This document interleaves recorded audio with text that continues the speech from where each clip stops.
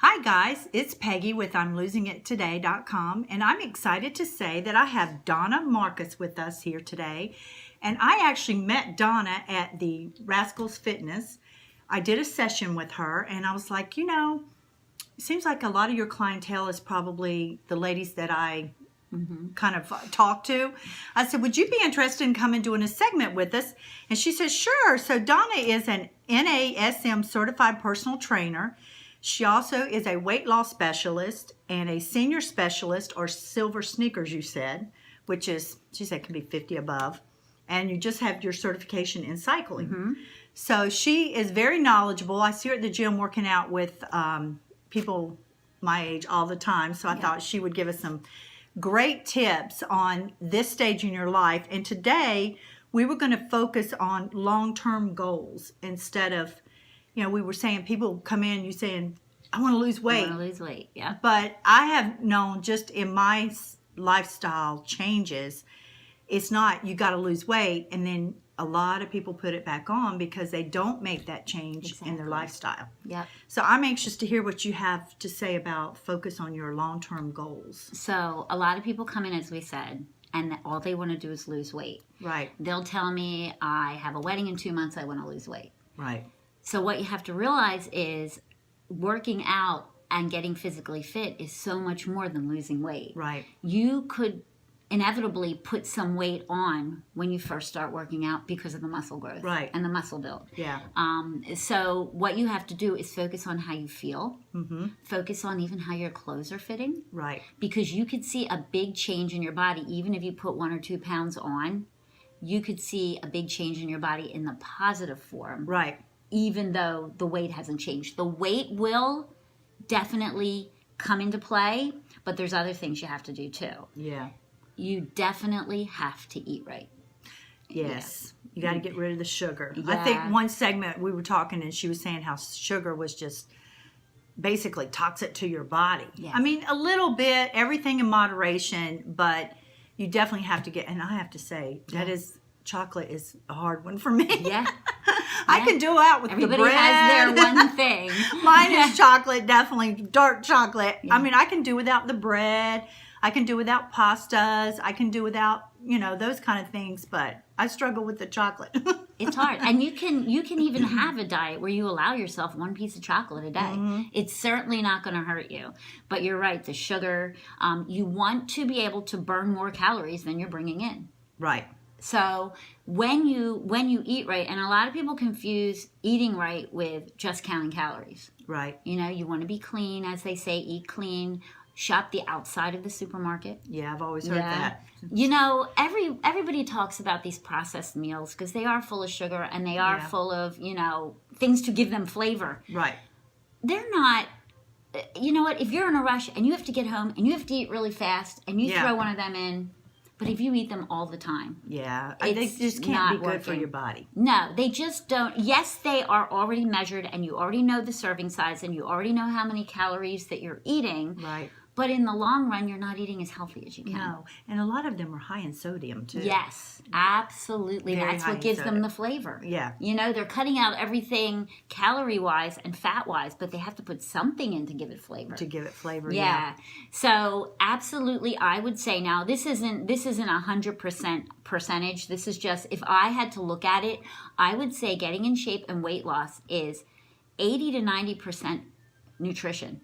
And the rest is physical activity. But they do have to work together. Yeah. So what you want to do is, a lot of people will come in and they go to do some kind of physical activity, some kind of workout on an empty stomach. When you do that, you're burning muscle. You're not burning calories. Okay, because a lot of times I get up and go to the gym early. Yeah. And I haven't had breakfast. My husband does that every day. He goes at 6 o'clock. He eats breakfast when he gets home. Okay. So you have to have something. You have to have something to burn. Yeah, and something for energy. A piece of toast or something. Yeah, because you want to burn off the calories. You don't want to burn off the muscle that you're trying to tone and strengthen. So that you are not the only one. That is something a lot of people don't realize. It's like, okay, I'm not going to have any calories in me, and now I'm going to burn off more calories. Yeah, you're just burning muscle at that point. So, and like I said, it gives you energy too. The food gives you the energy for the workout. I will have something simple like a banana Right. A banana, maybe a yogurt, something to work out. Call that my pre-day meal. Right. And then go home and actually have like maybe eggs or something with protein in it. Yeah. Eating is generally not what people used to think of it as, these 3 long meals a day where you have your breakfast, lunch, and dinner. They tell you to have something in the morning, have a little breakfast, have a snack, mid-afternoon snack, 5 to 6 small meals a day. And I hear that over and over. I was talking to a girl, and then she's lost like 30, 40 pounds. I'm not sure at this point. And that's what she said. She said, I would have 6 little meals. She said, but when I needed a snack or something, I would grab a handful of nuts. Yeah. You know, it's not going in there and grabbing peanut butter crackers or something like that. It's grabbing the protein. Yeah. And that's what she would do, is little 6 meals. And then I also heard it's good to keep your metabolism going. That helps you burn more calories. And so you shouldn't really let yourself get really hungry. You should just try to keep your body with food in it all the time. It does. It helps to not be hungry. You have this scenario of the full-time working person who doesn't really have a chance at all during the day to get some little snack, come home and cook dinner and eat half of the things around them while they're cooking dinner because they're so hungry. And that is true of many people.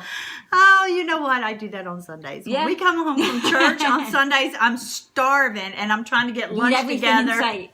And I'm grabbing this, grabbing that. And I'm like, okay, just stop. You know, I try to grab a handful of nuts or something. But that's the only time that I could do that, because I'm usually starving after church. Exactly. So if you have like those 5 or 6 small meals a day, you never get into that starvation mode where everything in front of you just looks like you're ravenous and you want to eat everything.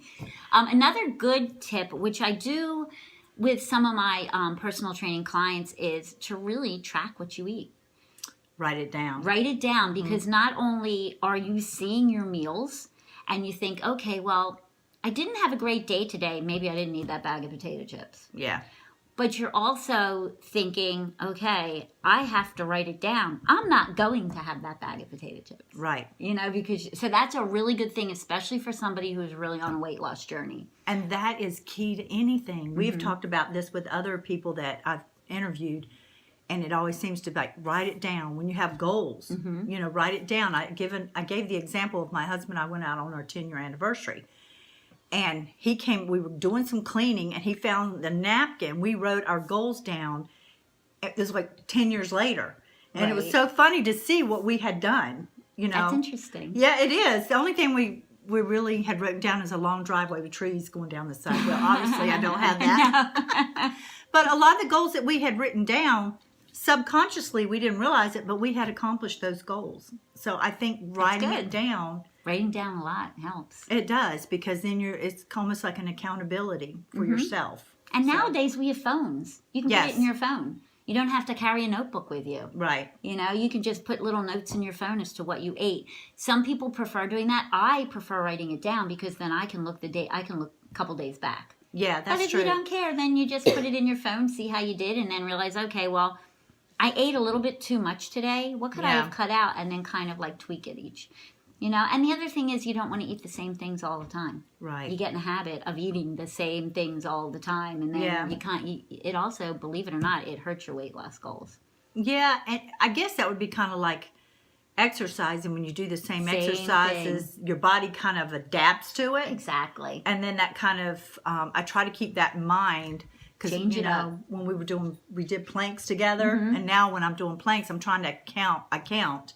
And each time I try to count 5 more. Yeah, a little bit longer. 20 to 25. I think I'm up to like 40 now. So, you know, my whole body's shaking by that time. But it's good. You want the changes, you got to make the changes. That's so true. You do have to add that. So, well, those are great tips. And I guess I see on here you said challenge yourself. Mm-hmm. Yeah. And that's what we were just saying. Challenge yourself. Lots of people, when they work out, and this is why working with a trainer, this is one of the advantages of the trainer. When you work out on your own, it's hard to challenge yourself. Like, oh, this is tiring, or I'm getting bored, or I want to move on. When you're with somebody else and someone says, give me 10 more, you do the best you can to reach that. So. Yeah. Well, I think it's anything in life. It's accountability. Exactly. You know, don't be afraid to challenge. Yeah. I do some Bible studies on my phone, and then you can put your friends in, and you can see what your friends are doing. Oh, okay. And so then that will pop up and say, oh, you didn't do this. Okay, they're going to see I didn't do this. So accountability is huge. And I see where you say stay hydrated. Yeah, really important.